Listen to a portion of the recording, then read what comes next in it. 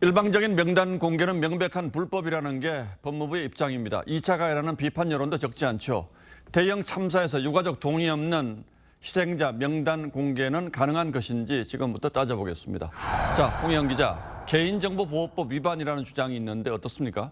현행 개인정보보호법에서의 개인정보는 이 살아있는 개인에 관한 정보입니다. 예. 이 살아있는 사람이라면 이름, 주민번호뿐 아니라 쉽게 특정할 수 있는 간접 정보까지도 보호 대상이지만 사망자 이름은 보호할 방법이 없다는 뜻으로 해석됩니다.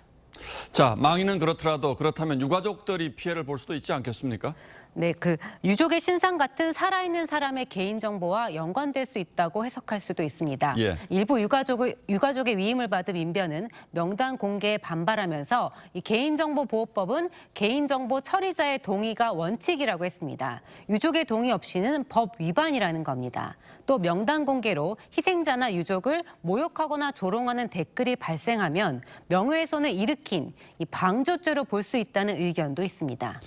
이번에 공개된 명단을 누군가가 의도적으로 유출한 것이라면 여기에 대해서는 어떤 책임을 물을 수 있습니까? 네, 경찰이나 행안부 등 행정기관일 경우 명단을 유출한 공무원은 공무상 비밀 누설죄로 처벌받을 수 있습니다. 예. 이 병원에서 명단을 유출했다면 또 의료법 위반에 해당합니다.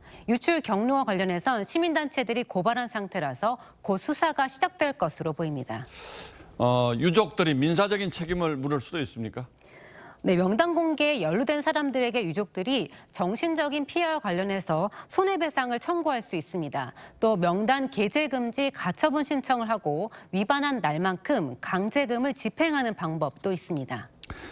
그러나 지금까지 많은 참사에서 명단이 공개돼 왔고 이번 역시 추모의 목적이라고 하지 않습니까? 그 의도는 어떻게 판단할 수가 있습니까? 네, 명예훼손이나 정치적인 의도로 명단을 공개했다면 당연히 처벌 대상이지만 선의의 목적이었다고 주장을 한다면 참작이 될 수도 있습니다. 하지만 명단을 공개한 유튜브 채널은 해당 방송에서 떡볶이를 먹고 홍보하고 판매하기도 했습니다. 예. 의도의 진정성이 의심받을 수 있는 부분이어서 만약에 재판까지 간다면 문제가 될 수도 있습니다.